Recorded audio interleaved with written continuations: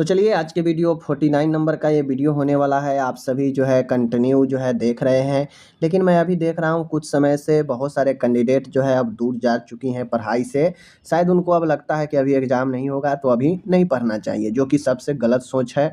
देखिए डेली अगर आपको मैं आधा-आधा घंटा का वीडियो देता हूँ, ठीक है, आप एक्स्ट्रा पढ़ाई नहीं पढ़ रहे हैं, नहीं पढ़िए, मन नहीं लग रहा है तो, लेकिन कम से कम रिदम को मत तोड़िए। और जो मैं वीडियो दे रहा हूँ आधे घंटे का, डेली ज़रूर आपको इसको देखना चाहिए, ताकि एक रिदम बना रहेगा। तो जैसे ही जो है आपका एग्ज़ाम का डेट आएगा, समय आएगा, तो आपको जो है सारा चीज़ जो है माइंड में रिवाइज़ करना आसान रहेगा। पढ़ाई छोड़ देंगे, 1-2 महीना बैठ जाएँगे और फिर एग्ज़ाम का डेट आएगा, आप पढ़ना शुरू करेंगे तो कहीं न कहीं आपको नुकसान बहुत ज़्यादा हो जाएगा। ठीक है? तो आप अच्छे कैंडिडेट ज़रूर बनिए और आपके पास मौका है, अभी समय है। चलिए वीडियो को करते हैं शुरू। पहला है टिबिया हड्डी किस नाम से जाना जाता है?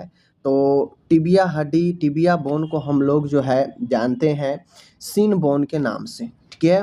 Shin bone. आगे है क्वेश्चन, कहता है यहाँ पे डनलप ट्रैक्शन, ठीक है ना? डनलॉप ट्रैक्शन आमतौर पर किसके लिए इस्तेमाल किया जाता है? तो जो डनलॉप ट्रैक्शन होता है आमतौर पर जो ह्यूमरस बोन होता है उसमें फ्रैक्चर होने पर इस्तेमाल किया जाता है, क्योंकि आप लोग जानते हैं ट्रैक्शन का काम है कि यह अस्थिर रखता है, ठीक है, स्टेबल रखता है हड्डी को, जॉइंट में मदद करता है सही जगह पर हड्डी को मैच करने में, समझ गए ना? आगे बढ़ते हैं हम लोग। फेस में कितने कुल हड्डियां होती है? तो फेस में जो बोन होते हैं वो 14 होते हैं टोटली मैं बात करूं, ठीक है। आगे है ग्रीवा वर्टेब्रा, ठीक है ना? सर्वाइकल वर्टिब्रा की कुल बोन की संख्या कितनी होती है, ठीक है ना? तो 7 याद रखिएगा, C7 हम लोग पढ़ते हैं ना, वही है सर्वाइकल वर्टेब्रा, ठीक है। आगे बढ़ता हूँ तो ऑस्टियोक्लास्ट को भी क्या कहा जाता है? ऑस्टियोक्लास्ट को क्या कहा जाता है? तो bone destroying cell, bone destroying cell यानी हड्डियों को डिस्ट्रॉय करने वाला सेल, ऑस्टियोक्लास्ट, ठीक है। आगे है ऑस्टियोब्लास्ट क्या होता है? तो इसे बोन फॉर्मिंग सेल बोलते हैं, यह हड्डी के बनाने वाला सेल होता है ऑस्टियोब्लास्ट, ठीक है। आगे मैं बढ़ता हूँ, क्वेश्चन है, कहता है ज्वाइंट, जोड़ों की मरम्मत और पुनर्निर्माण को क्या कहा जाता है? तो ज्वाइंट के मरम्मत, रिपेयर और पुनः रिकंस्ट्रक्शन को क्या बोलते हैं? आर्थ्रोप्लास्टी बोलते हैं। क्या बोलते हैं? आर्थ्रोप्लास्टी बोलते हैं, याद रखिएगा। कौन सी वो हड्डी है जो मानव शरीर में क्षैतिज रूप से रखा गया है? तो क्लेविकल, क्लेविकल हड्डी है जिसे क्षैतिज रूप से रखा गया है, ठीक है। आगे है यहाँ पे मानव शरीर का जटिल ज्वाइंट, कॉम्प्लिकेटेड ज्वाइंट कौन सा होता है? तो नी ज्वाइंट होता है, काफ़ी कॉम्प्लिकेटेड होता है, ठीक है। खोपड़ी में चलने वाली हड्डी movable bone in the scale कौन सी है? तो movable bone in the scale, खोपड़ी में मूवमेंट वाला बोन कौन सा है?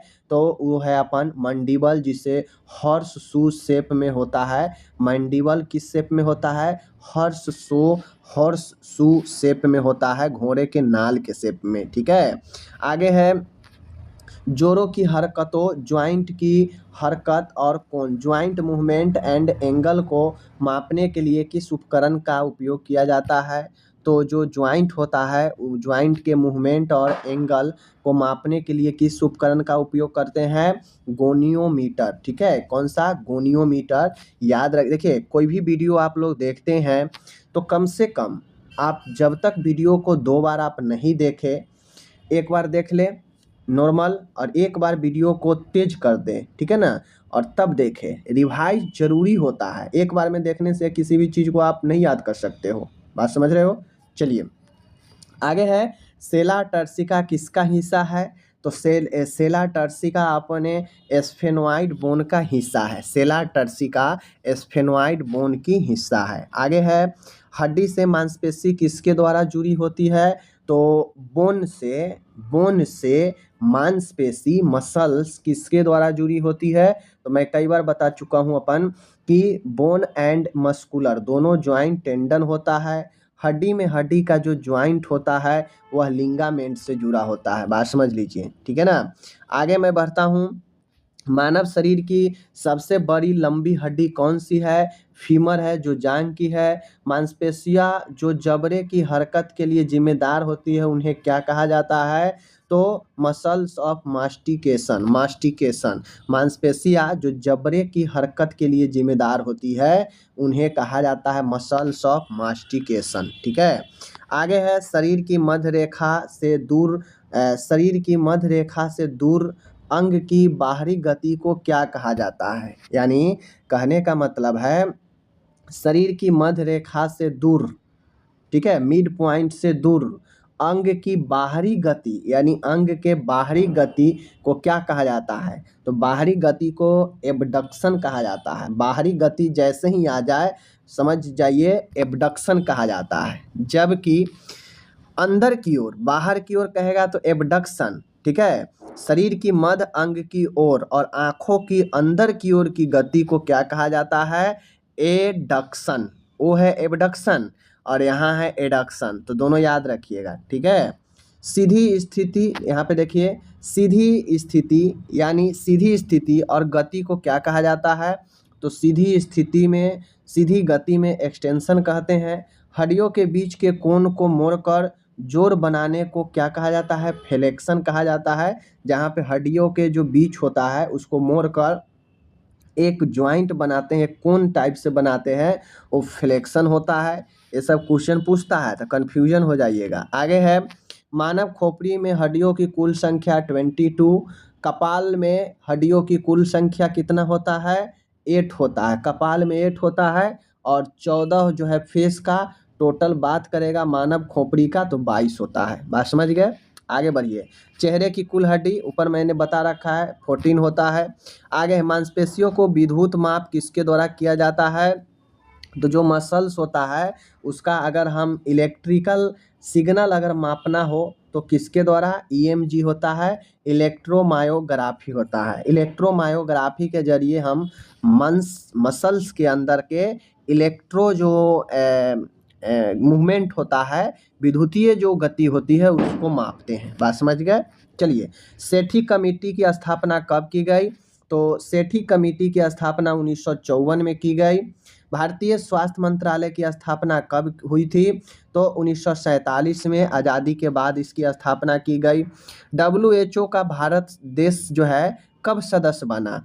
तो WHO का भारत जो सदस्य बना वह 1948 में सदस्य बना। ठीक है, 1946 में मैं बता दूं आप लोग को 1946 में किसकी स्थापना हुई थी? कमेंट कीजिए। RCH फेज 2 कार्यक्रम की शुरुआत कब हुई? तो RCH फेज 2 कार्यक्रम की शुरुआत 2005 में की गई। फेज 1 की शुरुआत कब हुई? कमेंट करके बताएं। भारत में RTI एक्ट कब पास एवं लागू हुआ?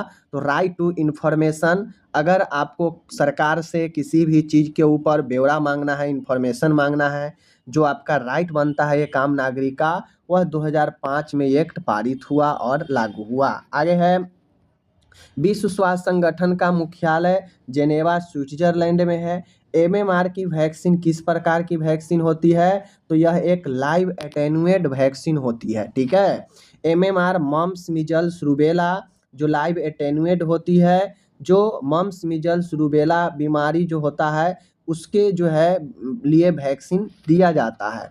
यह वैक्सीन मैं बता दूं सब क्यूटेनियस जो है दिया जाता है। इन चीज़ों को ध्यान में रखिए। आगे है भारत में विलेज हेल्थ गाइड स्कीम जिसे VHGS की शुरुआत कब हुई? तो भारत में विलेज हेल्थ गाइड स्कीम की शुरुआत 2 अक्टूबर 1977 में की गई। कब की गई? 2 अक्टूबर 1977 में की गई, याद रखना है।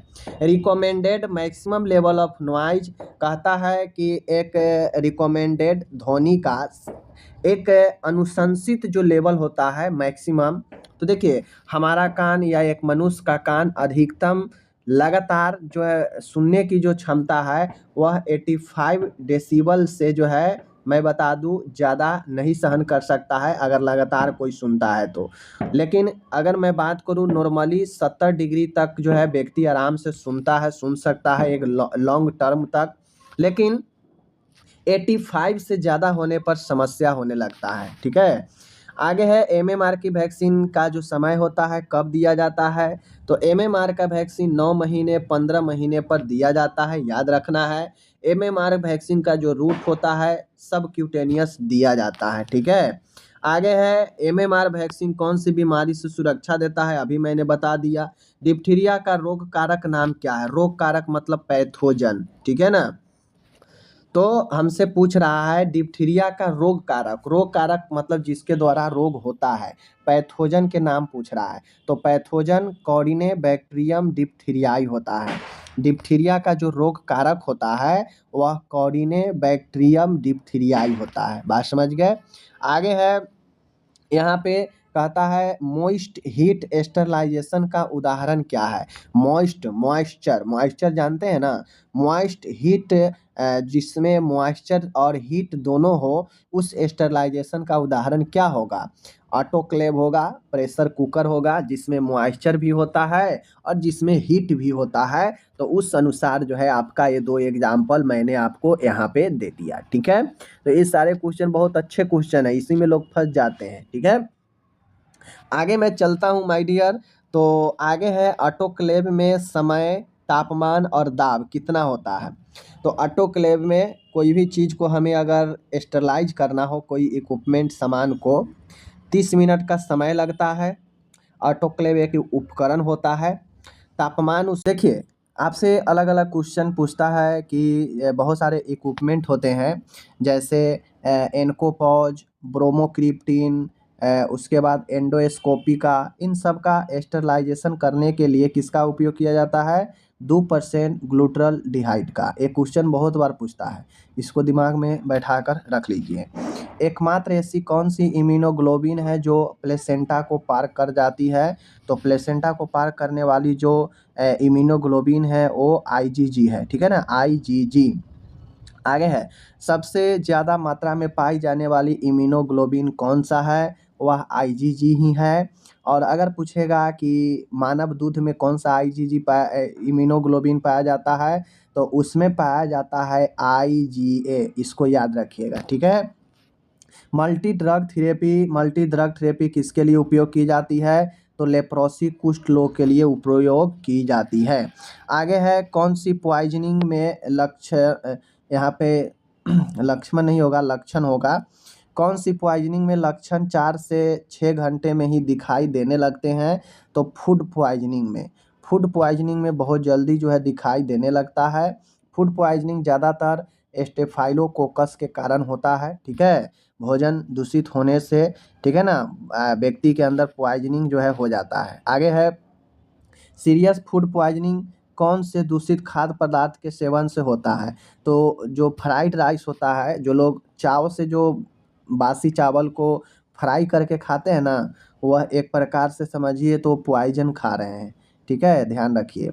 अधिकतम कितनी रेंज वाली ध्वनि को कानों के लिए सुरक्षित मानी जाती है। तो देखिए 70 डेसिबल तक हमारा कान आराम से चीज़ों को सुन सकता है, लेकिन 85 तक अड़ने वाला होता है, इसके बाद का हानि वाला हो जाता है, तो ध्यान रखिएगा। आगे है समान नॉर्मल ध्वनि की हर्ट्ज रेंज कितनी होती है।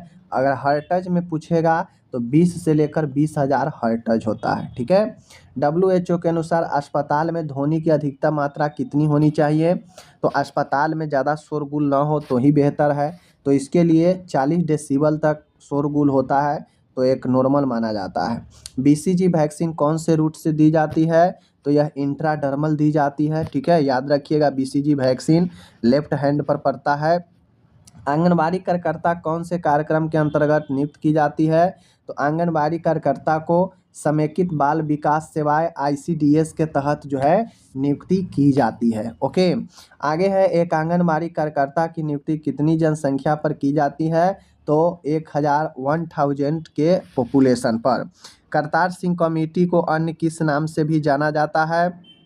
तो करतार सिंह कमेटी को ध्यान दीजिएगा।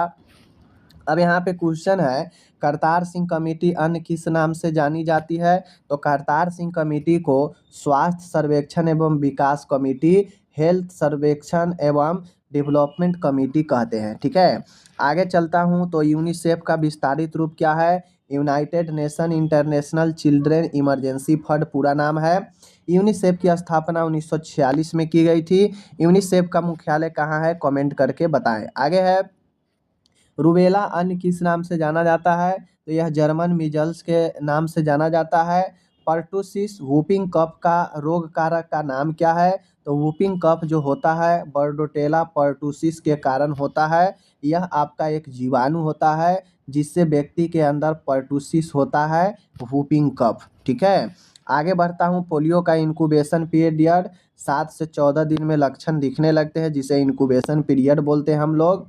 ओपीवी वैक्सीन की कौन से वैज्ञानिक ने खोज की है, तो पोलियो वैक्सीन की खोज डॉक्टर सैबिन ने 1961 में किया। इसको ध्यान रखना है। ठीक है, एक आशा की नियुक्ति 1000 की जनसंख्या पर होती है। प्रत्येक वर्ष विश्व एड्स दिवस 1 दिसंबर को मनाया जाता है। आगे बढ़ता हूँ। प्रत्येक वर्ष विश्व क्षय रोग टीबी दिवस 24 मार्च को मनाया जाता है। आगे है, प्राकृतिक गर्भ निरोधक का उदाहरण कौन है, तो ब्रेस्ट फीडिंग, क्वाइटस इंटरप्ट्स, ये दो ऐसे विधि है जो नेचुरल विधि माना जाता है। बीसीजी का पूरा फुल फॉर्म क्या है, बीसीजी का full form bacillus Calmette Guérin होता है। ओपीवी किस प्रकार की वैक्सीन है, तो ओपीवी एक प्रकार के लाइव यानी जीवित वैक्सीन है। ठीक है, आईपीवी किस प्रकार की वैक्सीन है, तो यह किलेड वैक्सीन है, इनएक्टिव पोलियो वैक्सीन होता है। प्रत्येक वर्ष विश्व स्वास्थ्य दिवस कब मनाया जाता है, 7 अप्रैल को मनाया जाता है। आगे है, एपिडेमियोलॉजी से क्या समझते हैं आप लोग, तो एपिडेमियोलॉजी का मतलब होता है द स्टडी ऑफ डिस्ट्रीब्यूशन, यानी वितरण और निर्धारक, स्वास्थ्य के निर्धारक तत्व और वितरण से संबंधित जो है हम अध्ययन करते हैं, एपिडेमियोलॉजी कहलाता है। यानी स्वास्थ्य किन किन कारणों से व्यक्ति का गड़बड़ होता है, किन किन व्यक्ति से रोग फैलता है, रोग को कैसे कंट्रोल करना है, इन सब चीज़ों के बारे में अध्ययन एपिडेमियोलॉजी के अंदर होता है। Example of injectable hormonal contraception, हमसे उदाहरण पूछ रहा है हार्मोनल कंट्रासेप्शन का जो इंजेक्टेबल हो, तो डीएमपीए, नेट ईएन, ये सब एक इंजेक्टेबल हार्मोनल कंट्रासेप्शन है। आगे है, मिजल्स खसरा रोग का दूसरा नाम रूबेला होता है। टिटनेस के रोग कारक का नाम क्लोस्ट्रेडियम टिटेनी होता है। जो टिटनेस होता है, यह टिटनेस का पैथोजन क्लोस्ट्रेडियम टिटेनी होती है। आगे है, यहाँ पे कहता है प्लियोमॉर्फिज्म, प्लियोमॉर्फिज्म प्रकार के चक्रों को दर्शाने वाला जीवाणु किसमें पाया जाता है, तो प्लियोमॉर्फिज्म प्रकार के चक्र दर्शाने वाला जो भी जीवाणु होते हैं उसमें जो है माइक्रोब्स में पाया जाता है। ठीक है, भोर, यहाँ पे भोर कमिटी होगा, मोर कमिटी नहीं होगा। तो भोर कमिटी का दूसरा नाम क्या है, तो health survey and development committee. भोर कमिटी का दूसरा नाम क्या है, हेल्थ सर्वे एवं डेवलपमेंट कमिटी। आगे है, यहाँ पे मुदालियर कमिटी का दूसरा नाम क्या है, health survey and planning committee. Health survey एवं प्लानिंग कमिटी दूसरा नाम होता है मुदालियर का। नोजोकोमियल इन्फेक्शन का दूसरा नाम HAI, हॉस्पिटल एक्वायर्ड इन्फेक्शन, यानी अस्पताल में होने वाला संक्रमण। फर्स्ट जनरेशन IUD का उदाहरण क्या है, यानी फर्स्ट जनरेशन का IUD इंट्रायूटेरिन डिवाइस का उदाहरण क्या है, लिप पेसोलूप। ठीक है ना, लिप पेसलूप, लिप पेसलूप। ठीक है, याद रखिएगा। मिजल्स कितनी माह पर, कौन से रूट से, 9 माह पर। ठीक है, AC रूट से दी जाती है। आगे है, यहाँ पे विश्व स्वास्थ्य संगठन की स्थापना कब की गई, 7 अप्रैल 1948 को। विश्व स्वास्थ्य संगठन का मुख्यालय कहाँ है, तो जेनेवा स्विट्जरलैंड में है। सबको मैंने अभी ऊपर जस्ट बताया। WHO के अनुसार भारत से कब स्मॉल पॉक्स का उन्मूलन हुआ, तो भारत से स्मॉल पॉक्स का जो इराडिकेशन हुआ 1977 में।